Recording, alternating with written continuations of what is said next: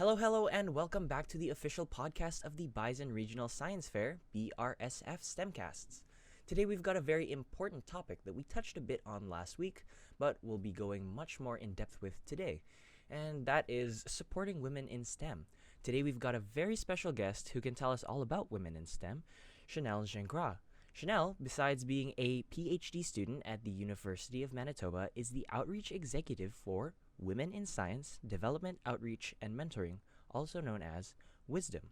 Shanelle, hello and welcome to the podcast. Hi, Jed. Thanks for having me. Now, without any further ado, let's get straight into the interview. Now, Shanelle, let's start off with some relatively easy questions, like what started or what inspired you to start with science? Yeah, that is a great question.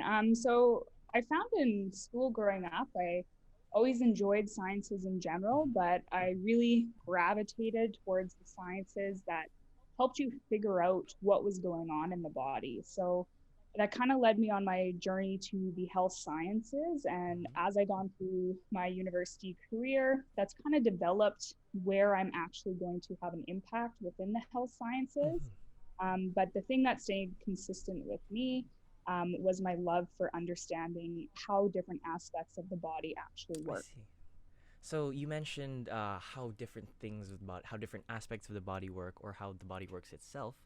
So on that note, what is it like to be in the medical microbiology PhD program at the University of Manitoba? Yeah, it's actually a very interesting program. It's very diverse. So, for myself, I specifically study the genetics of humans and how that interaction with HIV Mhm. infection happens. And so, we have a lot of students that study bacteriology, some that study viruses. We even have students that study prions. So it's Okay. really interesting to get to hear research in such a diverse way, um, but with impacts on our health at every step of the way. So it's very dynamic department and just very interesting to be a part of. I see. So now, moving on to supporting women in STEM, would you like to explain the situation regarding women in STEM and underrepresentation to our audience? Yeah, so I actually did take a listen to Megan's Mhm. podcast, who's in my department, last week, and she did touch upon something I thought was great that we are starting to see more representation Mhm. within science from women for sure, but of course there's still work to be done. Right. So something that I've learned in the last couple of years that's really interesting to me is that we're starting to move towards language that is non-gendered.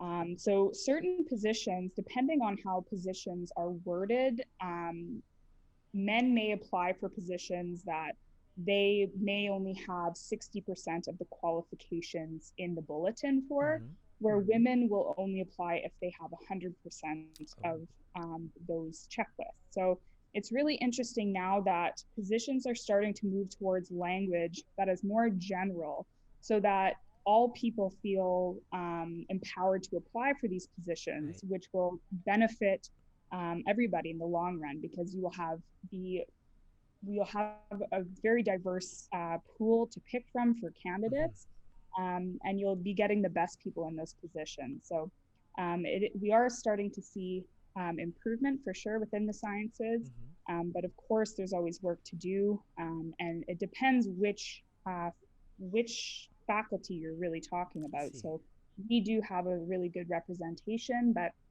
that may not be true for, say, math or chemistry. Mhm. So there's definitely work to do, and creating a network of women and people, really, not just women, but people Mhm. uplifting women in science is a really great way to increase that diversity. I see. So, like, as a woman in STEM, or like particularly medical microbiology, what do you think your male colleagues or like the science community in general needs to improve on in regards to gender underrepresentation? Yeah, so what I just touched on, I think, is definitely important. Mm-hmm. So the language that we put forward, not just in positions, but daily life. Right. I think that is really important, setting the tone, Mm-hmm. but also speaking up for others around you, right? Right. So if you see something that isn't isn't inclusive, that's maybe your time to speak up, Mm-hmm. and to bind together and just really support each other. Mm-hmm. And on supporting each other, we touched on this earlier, and I think it's about time to talk about wisdom. So, what is wisdom? Yeah, so Wisdom is a Rady Faculty of Health Sciences initiative, Mm-hmm. and it fosters positive connections for women in science through mentoring, professional development, community engagement, Mm-hmm. and through really guiding policy. So, connecting with other groups on campus, other student groups, other businesses, and really just working together to make sure that we do see policy reflecting women in I science. see. Yeah, so it's just really a great network, not just for women in science, but for all people who are supportive of gender equality in all Mm-hmm. aspects of science. So, like, as the executive outreach, or executive of the outreach of wisdom, what do you guys, or like, what do you do as, you know? Yeah, great question. So this past year, actually, Wisdom created a trainee working group of executives. So Mm-hmm. that's where I fall into. I see. So there's six of our positions. There's a non-clinical research chair, a uh, clinical research chair, a social media executive, and two event executives, along with my position, the outreach executive. Mm-hmm. So, really, my job is fostering those connections with the different student groups, with the different businesses, support groups on campus, and really just making those connections so that we can provide our members with the best opportunities, the best workshops, and just the best overall campus life Mm-hmm. for everybody. So, what would you like to say to inspire aspiring women in STEM who might be in high school or middle school or might also be working on their post secondaries? Yeah, I think everybody's journey is different, Mm-hmm. and I think it is important to find a really supportive network. So it's great to have different levels of your network, have a really supportive group of friends that Mm-hmm. are maybe researching similar things, so you can bounce ideas off of each other, Mm-hmm. and then also having a wider network. So signing up for things like Wisdom and staying connected with other women in science, Mm-hmm. and just supporting each other that way, I think is really great. And then also just remembering that with each of our unique personalities and skill sets, Mm-hmm. um, really understanding what makes you you and gravitating to those experiences that are going to harness your skill set best and help you grow into the career you want and the person you really want to be. So, understanding that sometimes something that's best for one of your colleagues might not be the best place for you, Mm-hmm. but knowing you can support them in those decisions and you can also take a little bit different of a path for yourself.